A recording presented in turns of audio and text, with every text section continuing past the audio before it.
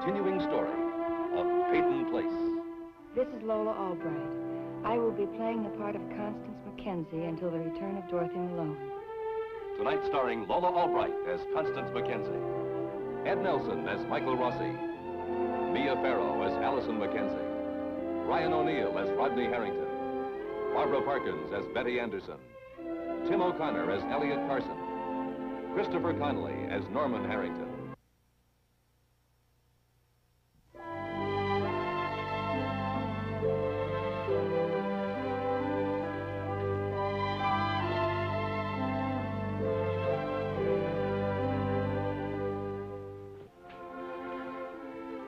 Elliot Carson waited 18 years to meet and know his daughter Allison. A few weeks ago, she was almost taken from him in a critical hit-run auto accident. Today, he hurries to his second reunion with her.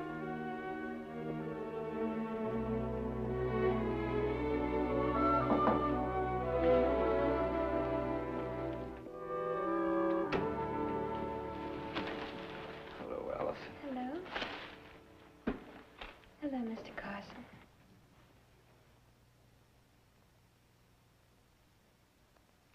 It was very nice of you to come. Are those flowers for me? Are these for me? Oh, yes. Oh, thank you. Well, how are you? Oh, I'm all right, I guess. You're my first real visitor. Well, I'm glad. Mr. Carson has been here before. Oh, really? Mother, could you fix these flowers for me? Yes, yes. As a matter of fact, I've been to see you almost every day. You have? A couple of times I started to read to you. I thought you might recognize my voice. Oh, that was very sweet of you. What did you read? Great Expectations. He knew it was your favorite book. Did I tell you that? Yes, you mentioned it once. Well, I think I better get a vase. Oh, no, I can No, that's bring all right. for I'll one. get one.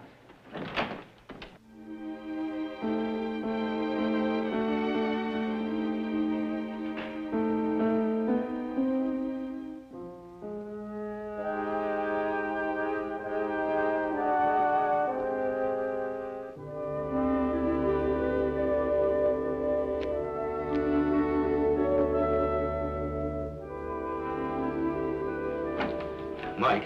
Hmm? Oh, hello, Addy. Close the door, will you?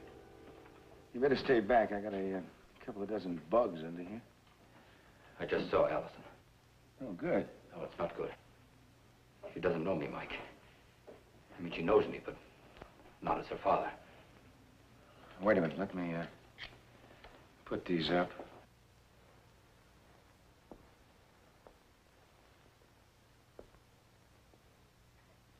I mean, she's awake. She looks normal. A little pale, maybe a little tired, but otherwise she looks all right. What happened? Well, I got hung up on the paper, so Connie went on ahead of me. When I walked into the room, Connie and Allison were talking, so I thought everything was fine. Allison looked at me, a little puzzled, but like she was kind of glad to see me. And then she said, "Hello, Mr. Carson." What? Did she say anything else? Not really. I mean, after the shock, Connie and I just went along with it. We really didn't know what else to do. Well, I think you did exactly what was right. I'm just that nice Mr. Carson she used to run into in the library. Not her father. Mike, what's wrong? What's happened? I don't know. A certain amount of loss of memory is to be expected in cases like this. But I'm her father, Mike, and she knows I'm her father. Is it brain damage? I don't know, and I won't until I've had some further tests. That accident was an enormous traumatic shock. You mean it could be emotional? Well, that's possible. Mike, can I get one answer that doesn't end in a question mark? Elliot, listen. I told you when she first went into this coma that only time is going to tell how much damage was done. Now, that still holds true. If there is a lot of damage, well, either emotional or physical, we'll find out about it. What does she remember? Nothing. Not even the pressure? No, it just feels like it's asleep. Well, that's just because you haven't moved it for so long. I like Mr. Carson. He likes you too, Allison. I wish... What? Only that he could find something else to do. Working in the chandlery isn't much of a challenge for a man. No. Have I had a lot of visitors? Oh, yes. Norman? Yes, Norman was here. Poor Norman, I guess I've kind of left him high and dry. He really should find himself a steady girl. I think that's part of his... Mother? Yes, dear. Kim. What about Kim? I was supposed to take her to the playground. Well, Allison, Mrs. Shuster... You remember Mrs. Shuster? Of course. Well, Mrs. Shuster took Kim back to New York to the Wade School. And I was doing so well with her, I really was. Yes, I know you were. I could have gotten her to speak. Well, I suppose it's understandable. After all, Mrs. Shuster didn't know how long I'd be in here. Where are you going? Well, just to see what's keeping Dr. Rossi. Why don't you try rest, dear? All right. Come back soon. We have lots of catching up to do.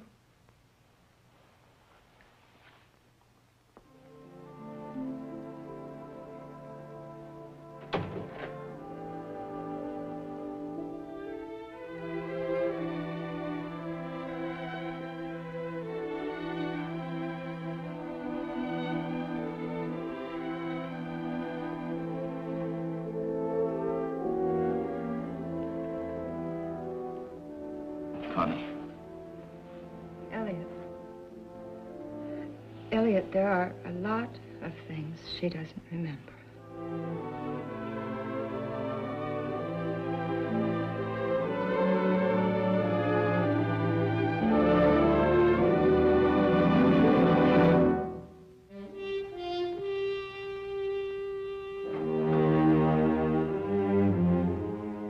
Hello, Mrs. Cord. Hello, Rodney.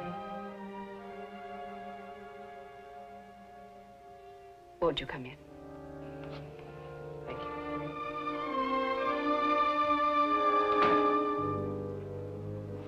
Well, it's been a long time.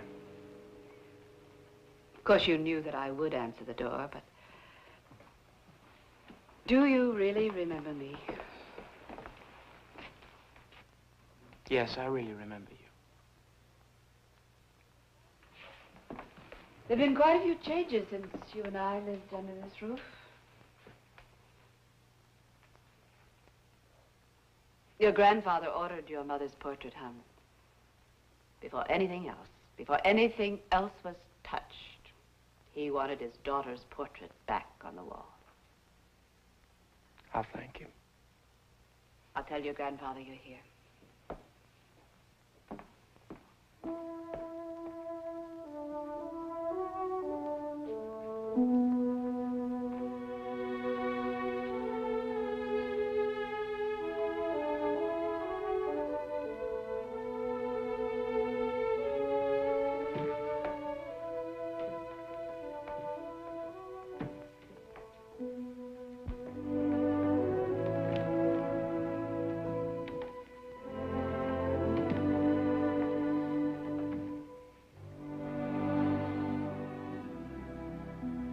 Dinner will be ready when you are.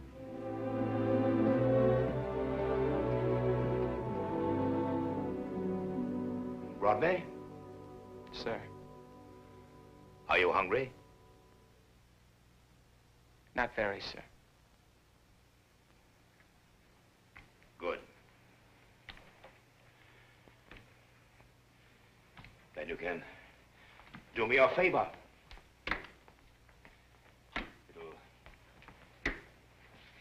It'll help wake up that sluggish appetite of yours.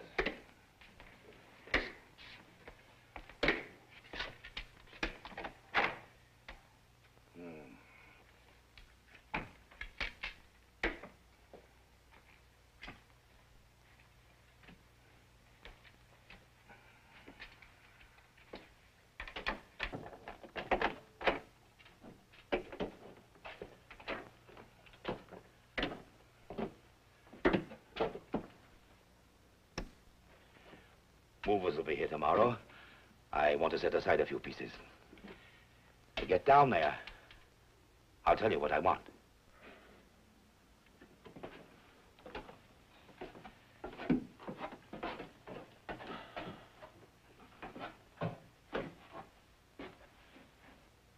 What is it you'd like, sir?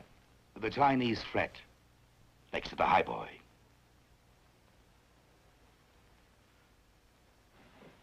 Chinese fret.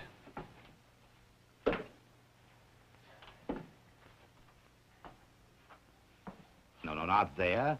Over there.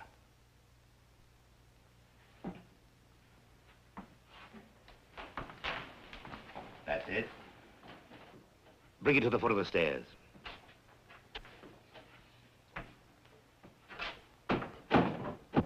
Now, great-great-uncle Josiah's bust.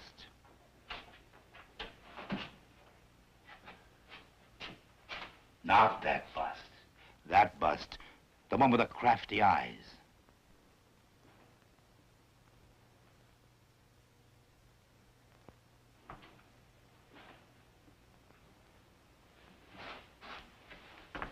Uh-huh, that's him.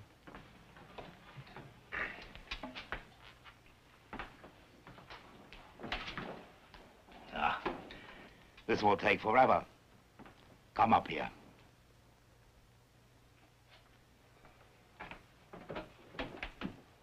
Help me down.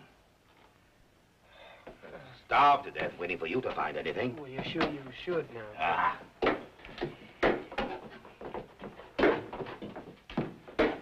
Mr. Peyton, what are you doing? If you fall... It'll be because you made me fall. With your hysterical shrieking. Close the door.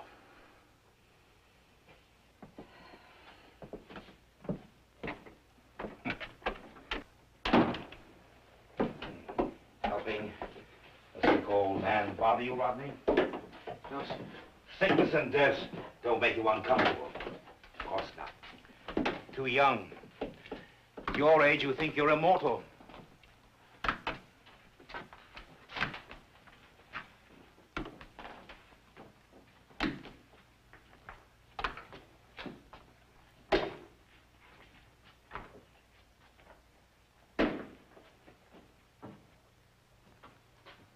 Tell me something, Grandfather. Why did you invite me tonight and not Norman? At the boy's feelings? That chair. Move it.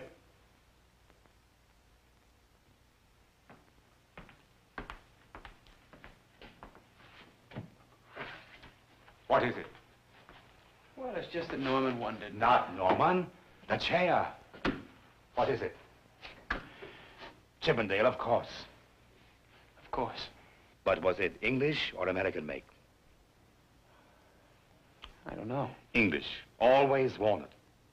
The Americans use native New England wood. Pine on maple. Norman, afraid he's missing something? I had my reasons. I'm sure you did. Your great-great-great-grandfather, Benjamin, bought everything from John Goddard of Newport.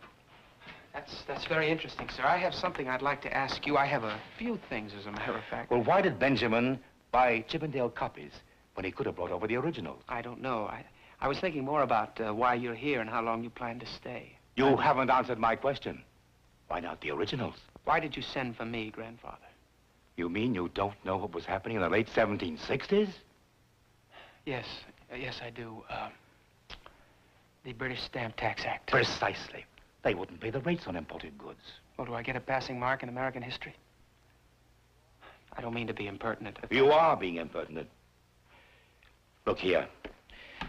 We're moving all your antecedents upstairs. The Shusters in that junk. Would you like me to move any of these? Do you resent my having you move crates? I don't like it.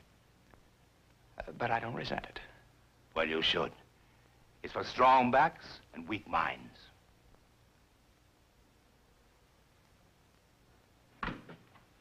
Tell me something, Grandfather. How do I score on culture? You know, if I'm convicted, it won't matter how much class I have. The bust. Bring Uncle Josiah up with you.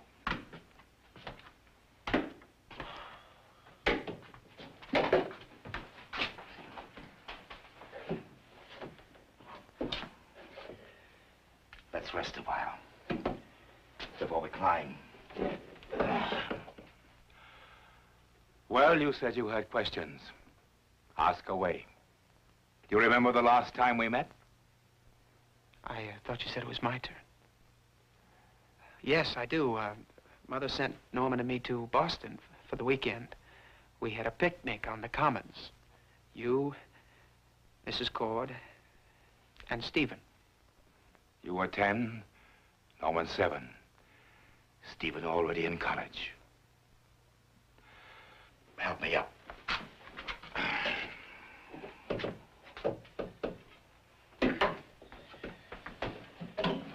You were living in Peyton Place? Stephen and his mother live with me. Yes, sir. Do you hate Stephen? I don't hate Stephen. He hated you. He envied your every advantage. Now he has the responsibility of saving your life. How do you feel about that?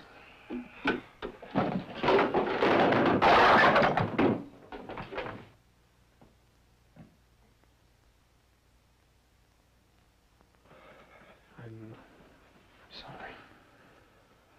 So am I. I said I'm sorry, Grandfather.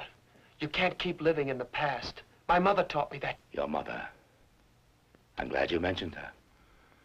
Tell me, Rodney, do you think she was guilty of murder? You tell me something, Grandfather. Do you think I'm guilty of murder?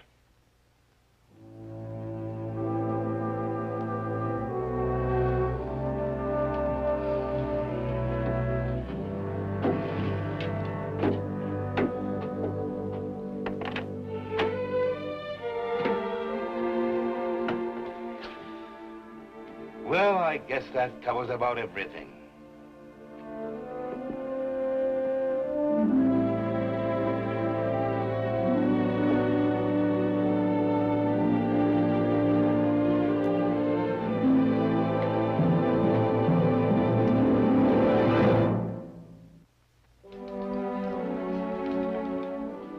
You went to see me, Miss Chubb? It could have waited until morning, Mr. Gehring. It wasn't urgent. Well, I was here anyway. I spoke to Mrs. Townsend about replacing Marion Fowler in children's therapy. Oh, yeah. Well, you'll have to train her from scratch. But if you're willing to try it for a month and see how she... Is the Mackenzie girl all right? I see she didn't get her nightcap. Dr. Rossi wanted to wait until he was through talking with her. And she's really come out of it? Yes, She started to this morning. You mean she's talking now? she's fully conscious. That's great. Surprised I didn't hear. You know, I've been working with her. Yes. What about Mrs. Townsend? She'll do fine. Good.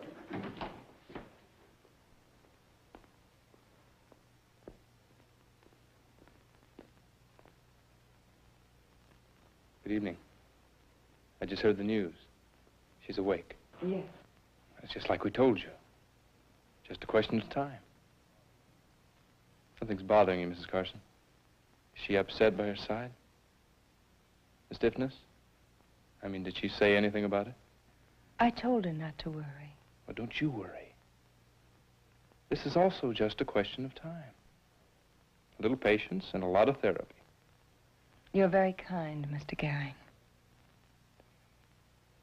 Well, I guess the three of you had quite a reunion.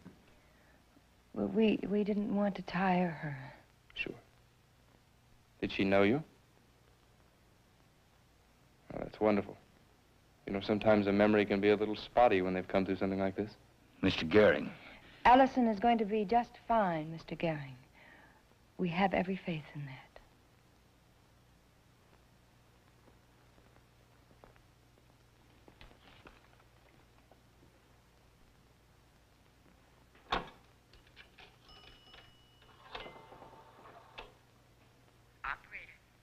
Give me area code 617, station to station. The number is Hancock 67788. Deposit 65 cents, please.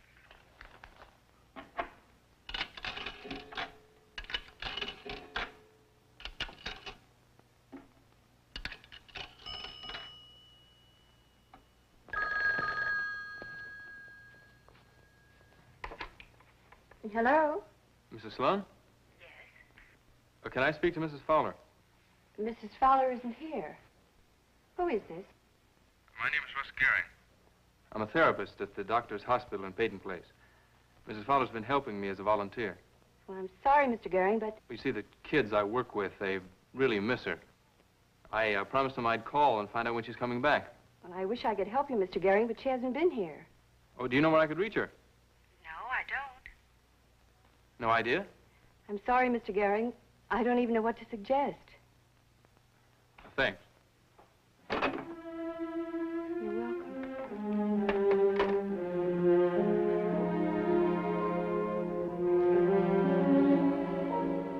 86. And minus 7? 79. And minus 7 again? 72. And again? 65. Well, that's good enough. What does it prove? It proves you had an excellent second-grade teacher. First grade. You don't remember her name, by chance, do you? Her name was Mrs. Zena Goswell. Her husband was the fire chief. But that was before your time. Before my time, indeed. Look, how long does a person have to live in Peyton Place before he's not treated as a newcomer? Oh, about 2 generations, I guess. It makes it kind of hard. But nothing worthwhile is ever easy.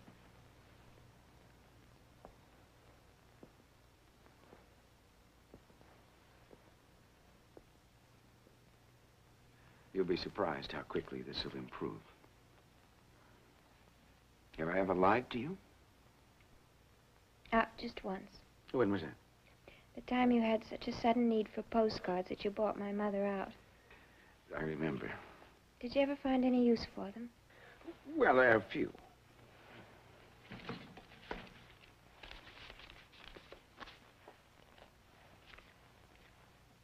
Get well quick, Michael Rossi. Oh, that's nice. Thank you. Did my mother see this? Well, I don't know. Well, I'm gonna let you get some sleep. I'll see you in the morning, yeah? And I'll have Miss Chubb come in with your medicine. Oh, Dr. Rossi, favor. What? Would you ask my mother to do something for me? Of course. Would you ask her when she comes in the morning to bring the picture of my father? I know it sounds silly, but when I was little and I got sick, I used to keep the picture beside my bed. It was sort of a comfort thing. Will she know what picture you're talking about? Oh, yes, she'll know. There's only one. It was taken just before my father died. I'll tell her. Thank you.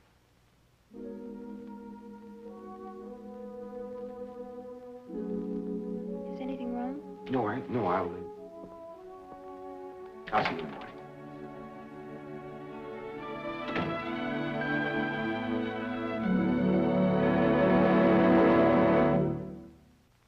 Preview from the continuing story of Peyton Place. Wherever she is, she's all right. Who's Russ Gehring? Would he have any idea where Marion might have gone? Don't let this happen to you. Don't abandon what you are and who you are to play the old man's game. Don't let him draw us apart. Your mother died of a broken heart. That's a lie. A vicious lie. I tell you, she died from a life of torment.